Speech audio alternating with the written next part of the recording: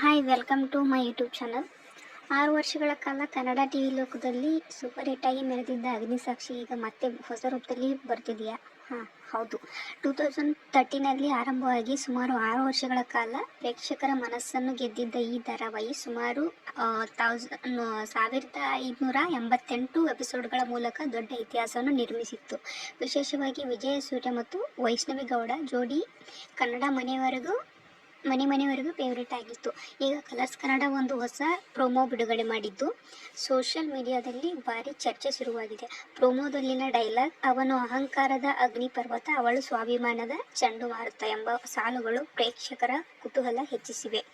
ಇನ್ನು ವಿಶೇಷವಾಗಿ ಏನಂದರೆ, ಈ ಹೊಸ ಸೀರಿಯಲ್ನಲ್ಲಿ ಶಮಂತ್ ಬ್ರೋ ಗೌಡ ಹೀರೋ ಆಗಿದ್ದು, ಅವರು ಈಗಾಗಲೇ ಲಕ್ಷ್ಮೀ ಪರಮದ 2ನೇ ಪಾರ್ಟನ್ನು ಅವರೇ ಮಾಡಿದ್ದು ಹೀರೋ ಆಗಿ ಕಾಣಿಸಿಕೊಳ್ಳಲಿದ್ದಾರೆ. ಅದೇ ಸಮಯದಲ್ಲಿ ಹೀರೋಯಿನ್ ಯಾರು ಅನ್ನೋದು ಪ್ರೋಮೋ ನೋಡಿರ್ತೀರ, ನಿಮಗೆ ಗೊತ್ತಿರತ್ತೆ.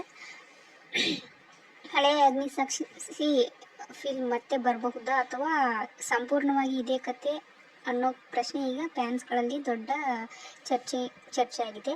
ಒಂದು ಕಾಲದಲ್ಲಿ TRPನಲ್ಲಿ ದಾಖಲೆ ಮಾಡಿದ್ದ ಆ ಸೀರಿಯಲ್ ಮತ್ತೆ ಕನ್ನಡ ಟಿವಿಯಲ್ಲಿ ಅದೇ ಮ್ಯಾಜಿಕ್ ಕ್ರಿಯೇಟ್ ಮಾಡುತ್ತಾ ಅನ್ನೋದು ಕಾದು ನೋಡಬೇಕಾಗಿದೆ.